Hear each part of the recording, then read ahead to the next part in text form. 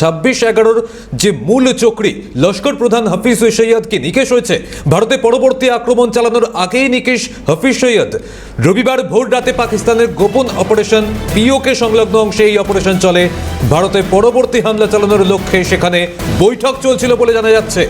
পাক কোর কমান্ডারের সঙ্গে বৈঠক চলছিল হাফিজ সৈয়দের। পাক অধিকৃত কাশ্মীরের বৈঠকের সময় অপারেশন চলে। হাফিজ ঘনিষ্ঠ ফয়সাল নাদিম নিকেশ গুলি লাগে হাফিজ সৈয়দেরও।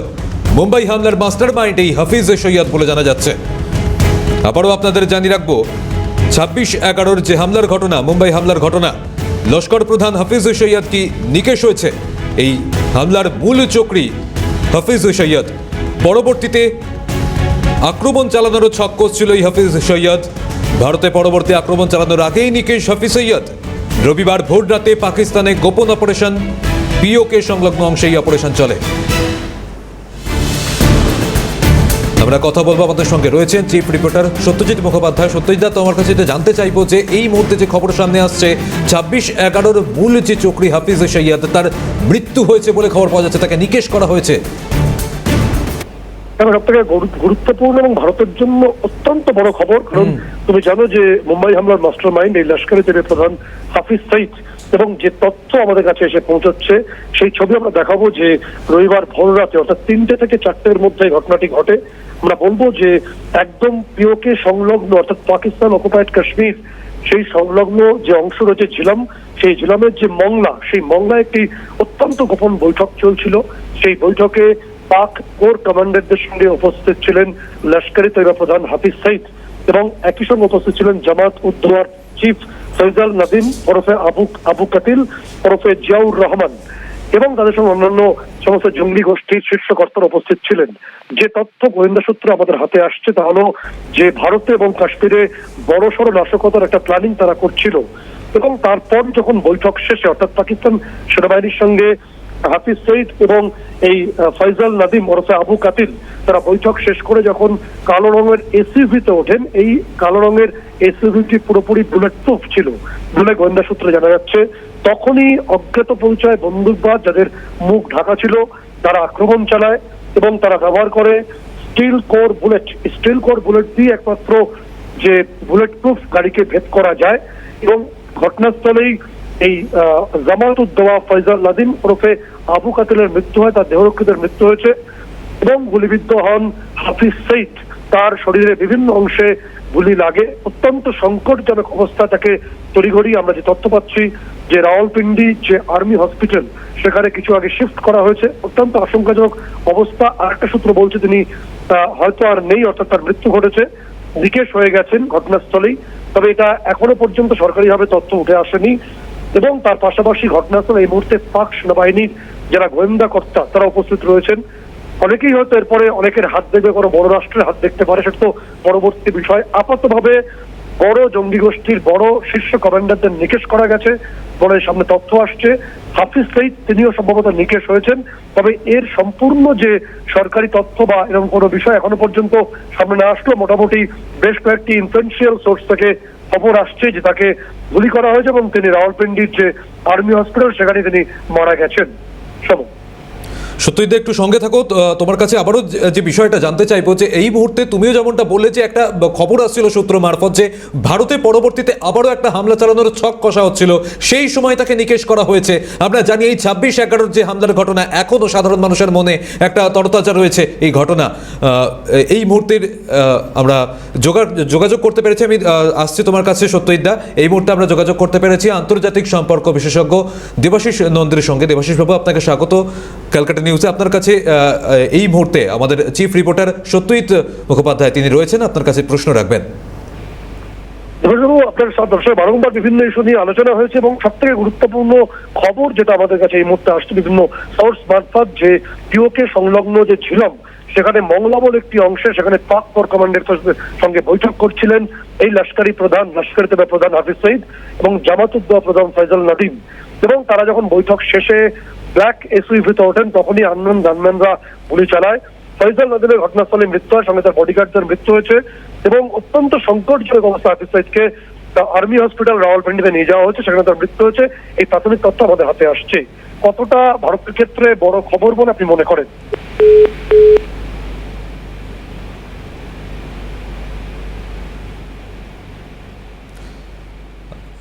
সঙ্গে সম্ভবত যোগাযোগ বিচ্ছিন্ন হয়েছে। সত্যিটা তোমার কাছে এটা জানতে চাইছিলাম যে একটা খবর সামনে আসছিল যে ভারতে আবার দ্বিতীয়বার করে একটা হামলার ছক কষা হচ্ছিল, সেই সময় নিকেশের ঘটনা ঘটলো।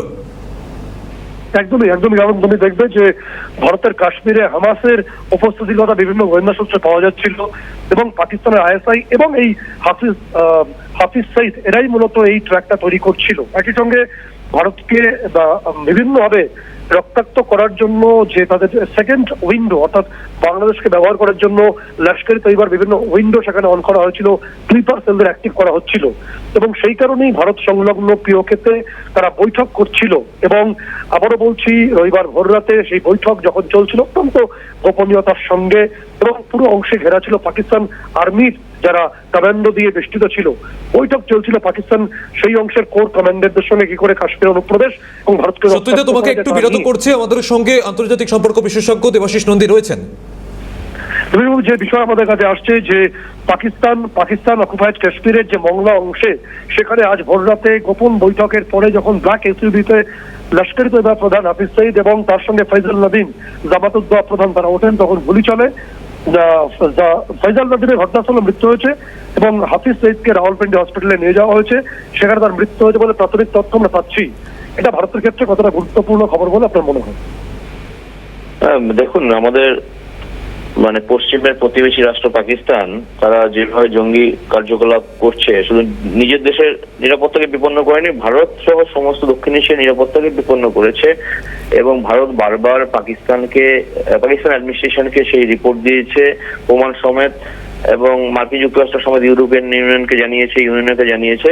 তারপর পাকিস্তান জঙ্গি তৎপরতার প্রথম দিকে খুব তৎপর ছিল না। এখন আমরা যদি দেখি বিগত এক বছরের ঘটনা যদি দেখি, তাহলে দেখা যাবে পাকিস্তানে যে অভ্যন্তরীণ জঙ্গি হানায় করাচি থেকে শুরু করে কোয়েটা থেকে শুরু করে বিভিন্ন জায়গায় অনেক সংখ্যক জঙ্গি তৎপরতা বৃদ্ধি পেয়েছে, সাধারণ মানুষের মৃত্যু ঘটেছে। পাশাপাশি পাকিস্তানের যে মানে ফোর্স, মিলিটারি ফোর্স এবং ওদের যে স্পেশাল টাস্ক ফোর্স, ওরাও জঙ্গিদের বিরুদ্ধে মানে অপারেশন চালিয়েছে। এবং কোয়েটাতে যেটা দেখলাম সেটা অনেকটা জঙ্গিদের বিরুদ্ধে পরবর্তীকালে ওরা অ্যাটাক করেছে। এখন পাকিস্তান বুঝতে পারছে দুটো জিনিস, একটা হচ্ছে সারা বিশ্বের চাপ, একটা হয়ে গেছে যে টেররিস্ট কান্ট্রি, 2 নম্বর হচ্ছে এই টেররিস্ট অ্যাক্টিভিটিস বন্ধ না করলে পাকিস্তান ফরেন এইড গুলো পাবে না। দ্বিতীয়ত হচ্ছে পাকিস্তানের অভ্যন্তরে একটা চাপ রয়েছে, কারণ সাধারণ মানুষের মৃত্যু হচ্ছে সেখানে। এবং 2 ধরনের জঙ্গি পাকিস্তান দেখে, একটা রিলিজিয়াস বেসড, একটা যেটা আমরা বলি রেডিক্যাল ফোর্স লস্কর তৈবা জৈশ মোহাম্মদ, আর বালুচিস্তানে যেটা আছে বিএলএ বালুচ লিবারেশন আর্মি, এরা হচ্ছে অটোনমির দাবিতে মানে বেশি স্বাধিকারের দাবিতে, উন্নয়নের দাবিতে তারা। আজকে যে ছবিটা আসছে যে মুম্বাই হামলার যে মাস্টারমাইন্ড হাফিজ সঈদ, যার মাথার দাম বহু লক্ষ ডলার, তার যে নিকেশ হওয়ার আপাত খবর সেটা যদি সত্যি হয় এবং তিনি গুলিবিদ্ধ এই মুহূর্তে রাওয়ালপিন্ডির আর্মি হসপিটালে ভর্তি রয়েছেন, হয়তো তার মৃত্যু হয়েছে, আমরা কনফার্ম করছি না এখনো পর্যন্ত। ফলে সেই ছবিটা ভারতের ক্ষেত্রে, ভারতের নিরাপত্তার ক্ষেত্রে সেটা হলো তো একটা বড়, আমাদের একটা বড় ভালো খবর। কারণ হচ্ছে তাকে নিষিদ্ধ তালিকায় ঘোষণা করেছে আমেরিকা সহ বিভিন্ন দেশ, এবং ভারত বারবার দাবি জানিয়েছে ভারতের হাতে প্রত্যর্পণ করার জন্য চেষ্টা করছে, যেহেতু পাকিস্তানের সাথে বন্দি প্রত্যর্পণ চুক্তি নিয়ে আমরা করতে পারিনি। কিন্তু ভারত আবেদন জানিয়েছিল পাকিস্তানকে যে একে অন্তত আপনারা জেলের মধ্যে রাখুন, এর উপর নজরদারি করুন। কিন্তু পাকিস্তান সরকার এই জঙ্গিদের সাথে যেহেতু একটা নেক্সাস করে, সেহেতু এদেরকে অনেকটা ছাড় দিয়েছিল। যদি সত্যি তার মৃত্যু হয় তাহলে এটা বড় সাফল্য, কারণ তার যে নেটওয়ার্ক অন্যান্য জঙ্গি সংগঠন এবং তার যে অধস্তন যারা আছে তারা অনেকটা ব্যাকফুটে চলে যাবে। এবং করবো যে তার সঙ্গেই ছিলেন জামাতুদ্দোয়া প্রধান, যে নাম আসছে ফয়জল নাদিম অর্থাৎ আবু কাতিল বা আবু সিন্ধিবর তাকে বলা হয়। এর ঘটনাস্থলে মৃত্যু হয়েছে, একটা বডিগার্ডদেরও মৃত্যু হয়েছে। ফলে একটা অংশের বড় জঙ্গির নিকেশ একদম কনফার্মেশন পাওয়া যাচ্ছে, যদিও এরপরে তারা ভারতের হাত দেখার অভিযোগ করতে শুরু করবে বলে পুরনো ছবি উঠে আসবেই। এটার ব্যাখ্যা ঠিক কিভাবে আপনি করছেন? বলে অনেকটা পাকিস্তান সন্ত্রাসবাদী কার্যকলাপ কমবে, আপাতত দমন হতে পারে, এটা ভারতের পক্ষে একটা মঙ্গলজনক। ঠিক অনেক ধন্যবাদ সঙ্গে থাকার জন্য। একটা বিষয় খুব পরিষ্কার যে দেবাশিস নন্দী আমার সঙ্গে ছিলেন, আন্তর্জাতিক সম্পর্ক বিশেষজ্ঞ, তিনি যেটা সম্ভব বলছেন যে ফলে ভারতের পক্ষে একটা অনেকটাই পরিস্থিতি তৈরি হলো যে পরবর্তী একটা বড় আক্রমণের ছক করা হচ্ছিল, যে মুম্বাই অ্যাটাকে ধাঁচে কিছু করা হতে পারতো অথবা অন্য কিছু হতে পারতো। একই সঙ্গে বাংলাদেশের লস্করি তৈবা এবং যে সিস্টার কনসার্ন যেগুলো থাকবে অর্থাৎ জঙ্গি সহযোগী গোষ্ঠীগুলোকে তারা নতুন করে অ্যাক্টিভ করছিল, ফলে সেই কাজের একটা বাধা পড়লো এবং ভারতবর্ষের ক্ষেত্রে একটা বড় সাফল্যের ছবি উঠে আসছে। যদিও আননোন গানম্যান আমরা বলছি, অজ্ঞাত পরিচয়, ভারতের ধরনের হিংসায় প্রশ্রয় দেয় না, কিন্তু এই ছবিটা আপাতত ভারতের ক্ষেত্রে অনেকটা স্বস্তির বলেই মনে করছে একটা বড় অংশ। বেশ, ধন্যবাদ সত্যজিৎ দা। আমরা কথা বলছিলাম, আমাদের সঙ্গে ছিলেন চিফ রিপোর্টার সত্যজিৎ মুখোপাধ্যায়। যে বিষয়টা আপনাদের জানাচ্ছিলাম যে লস্কর প্রধান হাফিজ সৈয়দ নিকেশ হয়েছেন কি, ভারতে পরবর্তী আক্রমণ চালানোর আগেই নিকেশ হলো হাফিজ সৈয়দ। রবিবার ভোর রাতে পাকিস্তানের গোপন অপারেশন পিওকে সংলগ্ন অংশে এই অপারেশন চলে। ভারতের পরবর্তী হামলা চালানোর লক্ষ্যে সেখানে বৈঠক চলছিল বলে জানা যাচ্ছে সূত্র মারফত। পাক কোর কমান্ডারের সঙ্গে বৈঠক চলছিল হাফিজ সৈয়দের। পাক অধিকৃত কাশ্মীরে বৈঠকের সময় অপারেশন চলে। হাফিজ ঘনিষ্ঠ ফয়সাল নাদিম নিকেশ। গুলি লাগে হাফিজ সৈয়দেরও। মুম্বাই হামলার মাস্টার মাইন্ড এই হাফিজ সৈয়দ। এবার তারও কি মৃত্যু হয়েছে, নিকেশ হয়েছে হাফিজ সৈয়দ? এখন সেই প্রশ্নই ঘোরাফেরা করছে, কারণ এই ঘটনার পর লস্কর প্রধান হাফিজ সৈয়দ কি নিকেশ? ভারতে পরবর্তী আক্রমণ চালানোর আগে নিকেশ হাফিজ সৈয়দ। রবিবার ভোর রাতে পাকিস্তানে গোপন অপারেশন পিওকে সংলগ্ন অংশেই অপারেশন চলে। ভারতে পরবর্তী হামলা চালানোর লক্ষ্যে সেখানে বৈঠক চলছিল বলে জানা যাচ্ছে, আর সেই সময় নিকেশ হয়েছে হাফিজ সৈয়দ।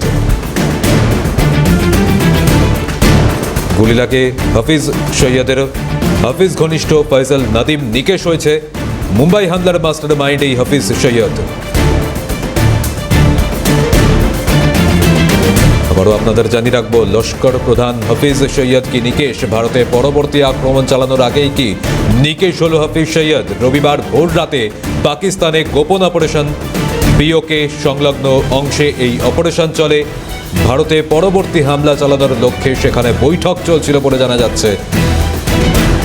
পাক কোর কমান্ডারের সঙ্গে বৈঠক চলছিল হাফিজ সৈয়দের। সেই সময় এই হামলার ঘটনা, তাতেই নিকেশ হয়েছে কি হাফিজ সৈয়দ? এখন এই প্রশ্নই উঠছে। অন্যদিকে হাফিজ ঘনিষ্ঠ ফয়সাল নাদিম নিকেশ হয়েছে বলে জানা যাচ্ছে। গুলি লাগে হাফিজ সৈয়দেরও।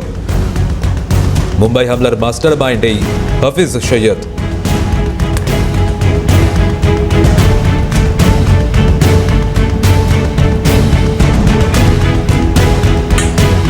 লস্কর প্রধান হাফিজ সৈয়দ কি নিকেশ? ভারতে পরবর্তী আক্রমণ চালানোর আগেই কি নিকেশ হয়েছে হাফিজ সৈয়দ? কারণ পিওকে সংলগ্ন অংশে অপারেশন চলে। রবিবার ভোর রাতে গুলি লাগে হাফিজ সৈয়দেরও, এমনটাই সূত্র মারফত খবর।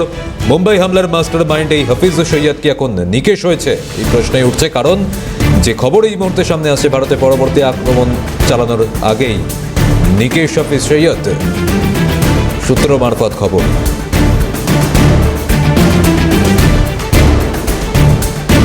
পিওকে সংলগ্ন অংশে অপারেশন চলে, তাতেই নাকি নিকেশ হয়েছে হাফিজ সৈয়দ, এমনটাই সূত্র মারফত খবর সামনে আসছে। লস্কর প্রধান হাফিজ সৈয়দ। গুলি লাগে হাফিজ সৈয়দের। মুম্বাই হামলার মাস্টার মাইন্ড এই হাফিজ সৈয়দ। আমরা এই মুহূর্তে যোগাযোগ করতে পেরেছি প্রাক্তন সেনাকর্তা সৌমিত্র রায়ের সঙ্গে। সৌমিত্রবাবু, আপনাকে স্বাগত ক্যালকাটা নিউজে। আপনার কাছে যেটা জানতে চাইবো, এই মুহূর্তে আমাদের কাছে যে বড় খবর সামনে আসছে, মুম্বাই হামলার যে মূল চক্রী হাফিজ সৈয়দ নিকেশ হয়েছে, এমনটাই সূত্রের খবর। ভারতে পরবর্তী একটা হামলা চালানোর ছক কষা হচ্ছিল পিওকে সংলগ্ন অংশে, সেখানে অপারেশন চলে, তাতেই তার নিকেশ হয়েছে, মৃত্যু হয়েছে তার, এমন খবর সামনে আসছে। কি বলবেন?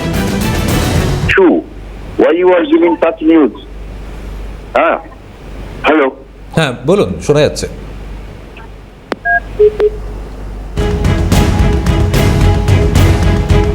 আমাদের সঙ্গে সম্ভবত যোগাযোগ বিচ্ছিন্ন হয়েছে। লস্কর প্রধান হাফিজ সৈয়দ নিকেশ। ভারতে পরবর্তী আক্রমণ চালানোর আগেই নিকেশ হাফিজ সৈয়দ, এখন এই প্রশ্নই উঠছে। রবিবার ভোর রাতে পাকিস্তানে গোপন অপারেশন পিওকে সংলগ্ন অংশে অপারেশন চলে। ভারতে পরবর্তী হামলা চালানোর লক্ষ্যে সেখানে বৈঠক চলছিল বলে জানা যাচ্ছে। পাক কোর কমান্ডারের সঙ্গে বৈঠক চলছিল হাফিজ সৈয়দের, আর সেই সময়েই হামলার ঘটনার, তাতেই নাকি নিকেশ হয়েছে হাফিজ সৈয়দ, এমনটাই সূত্র মারফত খবর।